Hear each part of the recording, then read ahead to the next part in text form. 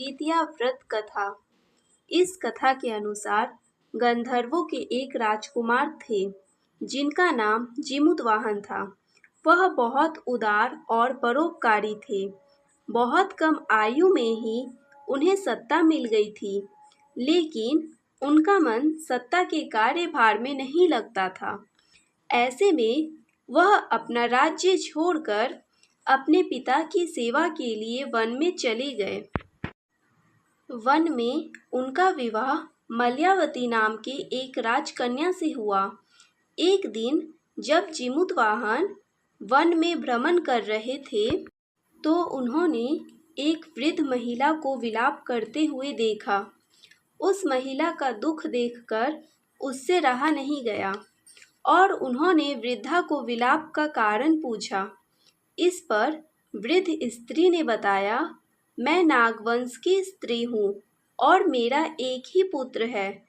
पक्षीराज गरुड़ के सामने प्रतिदिन खाने के लिए एक नाग सौंपने की प्रतिज्ञा हुई है, जिसके अनुसार आज मेरे पुत्र शंखचूड़ को भेजने का दिन है। शंखचूड़ मेरा इकलौता पुत्र है। अगर मेरे इकलौते पुत्र की बलि चढ़ गई तो मैं किसके सहारे अपना जीवन व्यतीत करूंगी।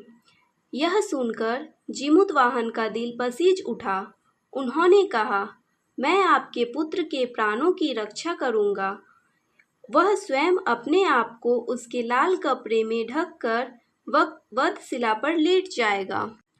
जब पक्षीराज गरुड़ वहां पहुंच गए तो वे लाल कपड़े में ढके हुए जीमूतवाहन को अपने पंजे में दबोचकर पहाड़ के शिखर पर जाकर बैठ गए।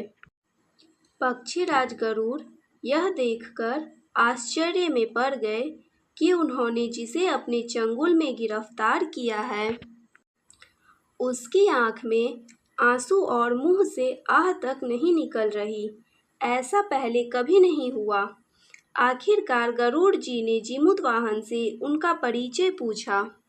गरुड़ जी के पूछने पर जीमूतवाहन ने उस वृद्धा स्त्री से हुई विलाप के बारे में सारी बातें बताया।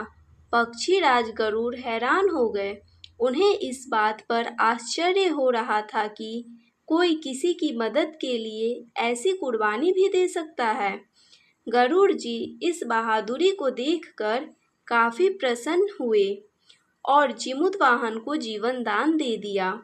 साथ ही उन्होंने भविष्य में नागों की बलि न लेने की बात भी कही। इस प्रकार एक माँ के पुत्र की रक्षा हुई। मान्यता है कि तब से ही पुत्र की रक्षा के लिए जीमूतवाहन की पूजा की जाती है।